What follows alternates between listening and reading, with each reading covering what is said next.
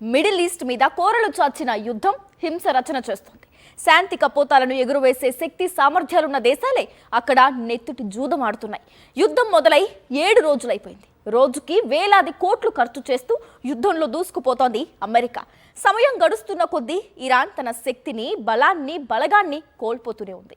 అదే సమయంలో యుద్ధం మాత్రం ఆపటం లేదు. ఇజ్రాయెల్తో పాటు అరబ్ దేశాల మీద దాడులు చేస్తోంది. ఈ నేపథ్యంలో అమెరికా అధ్యక్షుడు ట్రంప్ ఒక క్లారిటీ ఇచ్చేశారు. యుద్ధం ఎప్పుడు ఆగుతుందో, ఇరాన్ ఏం చేస్తే ఆగుతుందో చెప్పేశారు. మరది చేయడానికి ఇరాన్ సిద్ధమేనా? ఇంతకు ట్రంప్కి కావాల్సిందేంటి? ఇరాన్కి కష్టంగా మారిందేంటి? దీనిపైనే ఇవాల్టి మ్యాగజైన్ స్టోరీ. యుద్ధ మేఘాలు, అంతర్యుద్ధాలు, యుద్ధాలు. మిడిల్ ఈస్ట్లో ఈ 3 కనిపిస్తూనే ఉంటాయి. దశాబ్దాలుగా పశ్చిమాసియాలో ఎక్కడో ఒక చోట యుద్ధ జ్వాల భగ్గుమంటూనే ఉంది. దాని వెనుక పరోక్షంగానో ప్రత్యక్షంగానో అమెరికా ఉండనే ఉంటుంది. ఇప్పుడు అమెరికా, ఇజ్రాయెల్ కలిసి ఇరాన్ మీద చేస్తున్న యుద్ధం కాస్త యుద్ధాలుగా మారుతోంది. ఇజ్రాయెల్ ఇరాన్తో పోరాడుతోంది. అదే సమయంలో హిజ్బుల్లాతో యుద్ధం చేస్తోంది. ఇరాన్ ఇజ్రాయెల్తో యుద్ధం చేస్తూనే అరబ్ దేశాల్లోని అన్ని సైనిక స్థావరాలపై దాడులు చేస్తోంది. ఇక మరోవైపు అరబ్ దేశాలు కూడా ఇరాన్పై దాడులకు రెడీ అవుతున్నాయి. ఇలా గొలుసుకట్టు తరహాలో యుద్ధం మిడిల్ ఈస్ట్ అంతా వ్యాపించింది. ఈ నేపథ్యంలో ఈ యుద్ధానికి ముగింపు ఎప్పుడు, ఎలా అన్న ప్రశ్నలకు సమాధానం కూడా పశ్చిమాసియా అంతా అన్వేషిస్తున్నాయి. Trump 2.0 make America great again. ఈసారి మామూలుగా ఉండదు. అమెరికాకి మళ్ళీ సరైన అధ్యక్షుడు వచ్చాడు. అబ్బో, ఇలా చెప్పుకుంటూ పోతే రెండోసారి ట్రంప్ అమెరికా అధ్యక్ష బాధ్యతలు తీసుకునే సమయంలో అటు అమెరికన్స్, ఇటు ప్రపంచ దేశాల ప్రజలు చాలా చెప్పారు.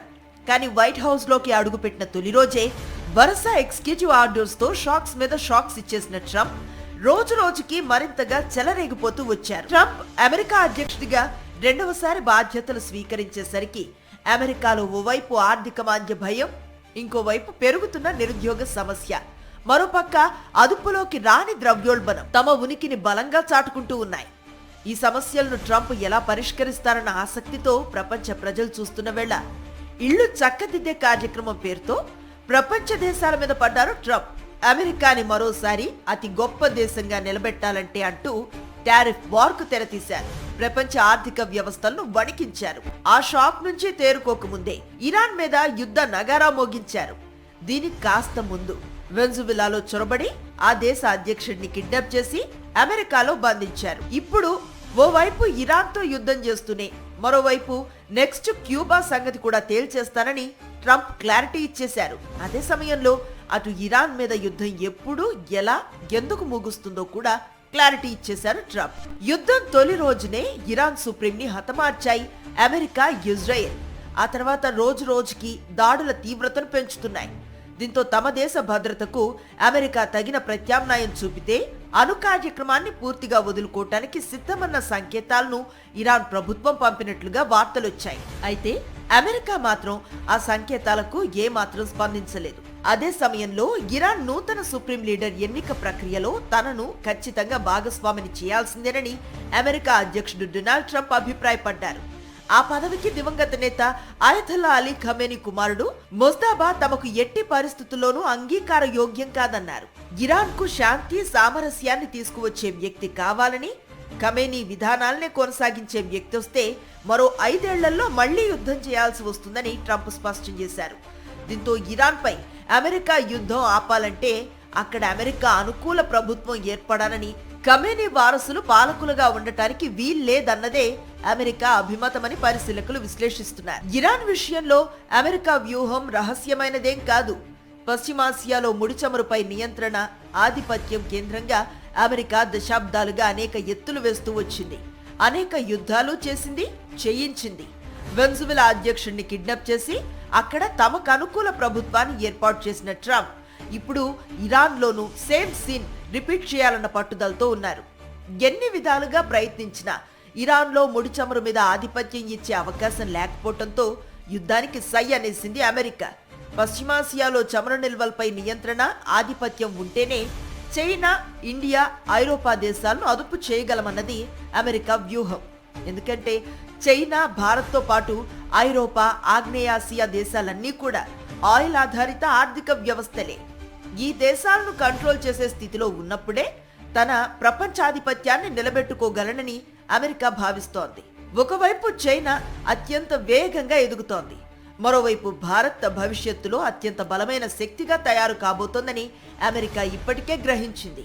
పశ్చిమాసియాలోని ముడి చమురు మీద తన నియంత్రణ, ఆధిపత్యం ఉండాలనే ఇరాన్పై యుద్ధానికి దిగింది. ఇరాన్లో తమ అనుకూల ప్రభుత్వం ఏర్పడితేనే అది సాధ్యమవుతుందని అమెరికాకి పక్కాగా తెలుసు. ఇరాన్లో తమ అనుకూల ప్రభుత్వం ఏర్పడితే హర్ముజ్ జలసంధిపై కూడా నియంత్రణ వస్తుంది. సో ఈ దిశగా అనుకూలత ఏర్పడినప్పుడే అమెరికా యుద్ధం ఆపుతుంది. అటు ట్రంప్ కూడా ఇరాన్ నూతన సుప్రీం లీడర్ ఎన్నిక ప్రక్రియలో తనను ఖచ్చితంగా భాగస్వామిని చేయాల్సింది అని వ్యాఖ్యానించడం వెనుక అసలు విషయం కూడా అదే. నిజానికి ఇరాన్ని ఖమేనీల పట్టు నుంచి తప్పించడానికి అమెరికా అనేక ప్రయత్నాలు చేసింది. అదే సమయంలో ఇరాన్ ఆర్థిక సంక్షోభం తీవ్రతరం కావడంతో యుద్ధం మొదలు కావటానికి కొద్ది రోజుల క్రితమే దేశవ్యాప్తంగా నిరసనలు భగ్గుమన్నాయి. నిరసన సెగలు ఇరాన్ను మండించాయి. పాలకుల మీద ప్రజల్లో నిరసన జ్వాలలు కూడా భగ్గుమన్నాయి. వీధులన్నీ ఆందోళనకారులతో నిండిపోయాయి. ప్రభుత్వ కార్యాలయాలు, బ్యాంకులు, పాలకపక్ష నేతల ఇళ్లను ఆందోళనకారులు కాల్చేశారు. ఖమేనీ ప్రభుత్వం తక్షణమే గద్దె దిగాలని, ప్రజాస్వామ్యబద్ధ ప్రభుత్వం అధికారంలోకి రావాలని ఆందోళనలు, నినాదాలు చేశారు. నియంత ఖమేనీ అంతు చూస్తామంటూ హెచ్చరించే ప్లకార్డులతో కదం తొక్కారు. దేశంలో ప్రధాన నగరాలన్నీ ఆందోళనలతో మార్మోగాయి. ఆందోళనలు ఆరంభమైన కొత్తల్లో నిరసనలు విరమిస్తే పరిస్థితి చక్కదిద్దుతామని ఖమేనీ ప్రభుత్వం చెప్పింది. అయినా నిరసనలు తగ్గకపోవడంతో ఖమేనీ ప్రభుత్వం కఠిన చర్యలు తీసుకోవడంతో వేలాది మంది మరణించినట్లుగా మానవ హక్కుల సంస్థలు చెప్పాయి. ఖమేనీ ప్రభుత్వానికి వ్యతిరేకంగా నిరసనలు చేస్తున్న ప్రజలకు అమెరికా పూర్తి మద్దతును ప్రకటించింది. తాము ఖమేనీ ప్రభుత్వానికి వ్యతిరేకమే కానీ ఇరాన్ ప్రజలకు వ్యతిరేకం కాదన్న భావాన్ని నాడే బలంగా పంపే ప్రయత్నం చేసింది అమెరికా. కానీ ఎప్పుడైతే అమెరికా, ఇజ్రాయెల్ జరిపిన దాడుల్లో ఖమేనీ హతమయ్యారో ఒక్కసారిగా ఇరాన్లో పరిస్థితి మారింది. ఖమేనీ మరణం ఇరాన్ ప్రజలంతా భావోద్వేగపరంగా కలిసేలా చేసింది. దీంతో దేశవ్యాప్తంగా నిరసన జ్వాలలు రాజేయాలన్న అమెరికా వ్యూహం బెడిసికొట్టింది. అయినా ఓవైపు యుద్ధం చేస్తూనే మరోవైపు ఇరాన్లో ప్రజాప్రభుత్వ ఏర్పాటు దిశగా జరిగే పోరాటాలకు అండగా నిలిచే ప్రయత్నాలు అగ్రరాజ్యం చేస్తూనే ఉంది. యుద్ధం మొదలై 7 రోజులు గడిచిపోయాయి. అమెరికాకి మద్దతుగా యుద్ధంలో పాల్గొనటానికి అనేక దేశాలు సై అంటే సై అంటున్నాయి. కానీ ఇరాన్కి మద్దతుగా ఏ దేశం కూడా ముందుకు రాలేదు. యుద్ధాన్ని ఖండించిన దేశాలు చాలానే ఉన్నాయి, కానీ ఇరాన్కి సాయుధ సాయం అందించే రీతిలో ఏ దేశం ముందుకు రాలేదు. ఇది ఇరాన్ మీద జరుగుతున్న దాడి కాదు, ముస్లింల మీద జరుగుతున్న దాడని ఇరాన్ ప్రకటించినా ముస్లిం దేశాల నుంచి ఇరాన్కి కావాల్సిన రీతిలో స్పందన రాలేదు. దీంతో ఇరాన్ ఒంటరిగా ఇజ్రాయెల్తో పాటు అరబ్ దేశాలపై దాడులు చేస్తోంది. ఇరాన్కు ఇతర ఇస్లామిక్ కంట్రీస్కు మొదటి నుంచి విభేదాలు ఉన్నాయి. ఉదాహరణకు ఇరాన్కు సౌదీ అరేబియాకు మధ్య చాలా కాలం విభేదాలు ఉన్నాయి. ఇరాన్ ప్రాక్సీ అయిన హూతీస్, యమన్లో నార్థన్ యమన్లో ఉన్న హూతీస్, సౌదీ అరేబియాకు మధ్య ఘర్షణ జరిగింది. ఒక దశలో హూతీలు సౌదీ అరామ్కో ఆయిల్ కంపెనీపై అటాక్ కూడా చేశారు. సో అందువల్ల with in the Muslim world కూడా ఉన్న కాంట్రడిక్షన్స్ మొదటి కారణం. అందులో ఇరాన్ ఇది షియా మెజారిటీ కంట్రీ. ఈ షియా సున్నీ కాన్ఫ్లిక్ట్ కూడా ఉంది. వారి జియోపొలిటికల్ ఇంట్రెస్ట్లు కూడా అన్ని ముస్లిం కంట్రీస్కి ఒకే రకమైన జియోపొలిటికల్ ఇంట్రెస్ట్లు ఉండవు. చాలామంది రిలీజన్ను, దేశాన్ని మిక్స్ చేసి చూస్తారు. అదే నిజమైతే పాకిస్తాన్, బంగ్లాదేశ్ ప్రజలను ఎందుకు కూర్చోకొత్త కోసింది? ఇరాన్, ఇరాక్ ఎందుకు 10 ఏళ్ల పాటు యుద్ధం చేసింది? అందువల్ల మీకు ఇటీవల యుఏఈ, సౌదీ అరేబియా, యమన్లు ఎందుకు ఘర్షణ పడ్డవి? సో అందువల్ల ఈ సౌదీకి, యమన్లలోని హూతీలకు ఎందుకు ఘర్షణ? వీళ్ళందరూ ముస్లింలే కదా.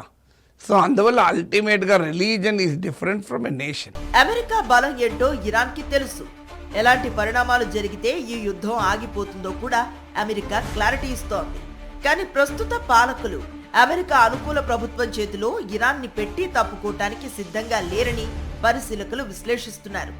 అదే సమయంలో రోజుల పాటు యుద్ధం కొనసాగితే ఏం జరుగుతుందో ఇరాన్ పాలకులకు స్పష్టంగా తెలుసు.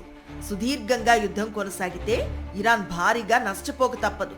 ఈ నేపథ్యంలో ఇకపై ఇరాన్ వేదికగా జరిగే పరిణామాలే యుద్ధాన్ని మలుపులైనా తిప్పాలి, లేదా యుద్ధానికి ముగింపైనా పలకాలని నిపుణులు స్పష్టం చేస్తున్నారు.